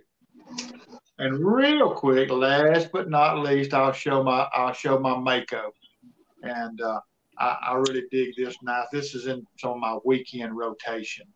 I don't carry it to work. Last thing I'd ever want to do is pop off that keen tip. But this is an 89 model, and I got this in a trade. This and the sheath, I got it in on a trade with Cornbread over at Hunting for Hookers. Got that beautiful ebony wood, and I just really dig these knives. Those are really sweet. I'm looking for one for sure. I wish I knew that. I wish I'd have knew that. I could have bought one last weekend at the flea market. He didn't have a sheath for it, but the Trapper sheath will hold these. But I could have bought you one for $35. Oh wow! It was this is an 89, and the one I was looking at was 81. Okay. Just needed to be cleaned up. So if you're looking for one, I'll help you out. Yeah, for sure. I'd prefer wood inlays instead of synthetic inlays, but yeah, that's what that is the wood. That's a nice wood one. Yeah, I don't have a sheath I could put it in, but those are cool. I definitely want to add one of those to my collection. Well, this will actually fit in the case Trapper sheath. Okay. This will actually fit in it if you'll take and soak it, wet it real good, then put the knife in it. It'll form right to it. Awesome. I'm gonna have to actually check eBay for one of those a little bit more.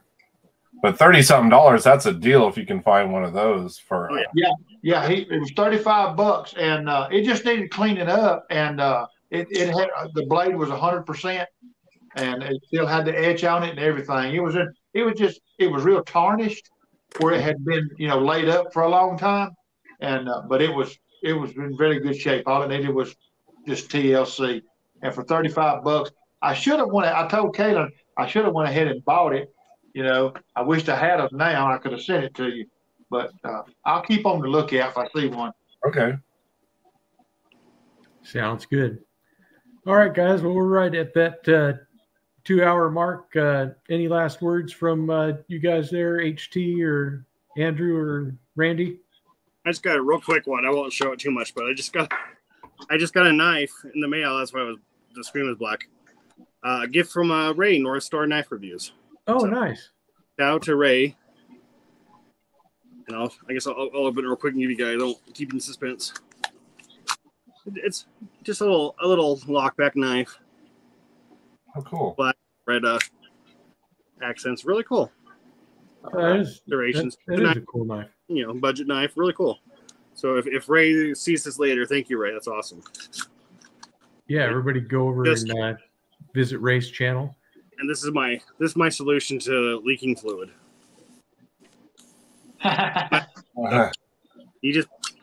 This costs $6. You can get one for like $20, but you just charge it USB-C. Yeah, I don't have to worry about losing fluid. That was one thing I did. I never used a Zippo because I don't smoke anymore. But I don't use a lighter often enough to where I would keep one. So it's either this or a Bic. I mean, I would like to, but I just don't use it enough. So that's it for me. Okay. All right. Jesse McJames is going to go live after this show to do finishing touches on the axe that he's building today. So if you guys are interested in that, go ahead and give him a watch. Yes, sir. Just a quick shout out to my buddy up there in Knoxville, Tennessee. Brother Terry knows. I think Terry will second this. Brother Aaron up at 865 has just hit 300 subs. I think he's actually some over that now. Oh, that's Terry fantastic. knows this is a channel that's going places. He's going to go way further than 300, but I just wanted to give him a shout out. Salute to you, buddy, for 300. But great guy, great channel. Yep, I agree, 100%. All right, definitely big shout out to 865. He's going to be a major knife tuber, I guarantee you. Oh yes, he is. He is for sure. And did you have anything else, Andrew? Yeah, I just wanted to thank everybody for getting me over 1,000 subscribers. I appreciate all you guys in the community, all the channels and the people who don't have channels, who just like watch the videos and comment all the time. Like I said, I did my first short March 14th, and it was just a show knife. I really wasn't starting a channel, and it kind of blew into that because of all the awesome people I've met in the community. So I just wanted to give a big thank you to everybody. I didn't think I'd hit 1,000 subs in less than a year. I do have 555 total videos and shorts combined, so I have thrown a lot of material out there. But yeah, thank you very much, everybody. And I really hope Mrs. C and Mike Curtis are doing well. Lots of prayers to them for sure. And Tim's School of Fish family. Yep, for sure. Yep, congratulations again on getting to 1,000. I know what a big deal that is. And then for me and Terry to get to 2,000, that's a big deal for us too. Although, Terry, you'll probably be at 5,000 by Christmas. Yeah, so. 50.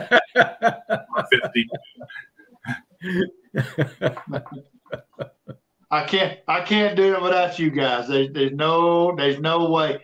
Don't ever think that you can do it by yourself. It takes everybody. That's for sure. That's for sure. Thank you, Big J. All right. Well, we're gonna go ahead and wrap it up. Did you have anything else, Kalen? Yeah. I'm going to be on Big J's live after this. If y'all want to come check that out on the happy hour. So absolutely, yeah. Check that out. It's going to be vintage knives. So I've got plenty of that stuff. Cool. That is so cool. Yep. There's your next video, Andrew. One more beer, 1,000 more subscribers. Oh yeah, and I'm also going to have a giveaway coming up. I'll probably have it hidden in a video somewhere. I was going to do it on the show, but I think there's a lot of people who watch my channel who don't get a chance to be on this show. So cool. There'll be a modern and a traditional and a few other things. Very good. Yep. So thank you all for coming and commenting and watching the shows. We appreciate you. Thank you to the panel for being here today. It's been a lot of fun. I've had a lot of fun. This is always a great time. All right. Well, we're going to go ahead and cut this off, and we'll see you next week on another episode of RJ's Lives. Have a good week, everyone. We'll see you.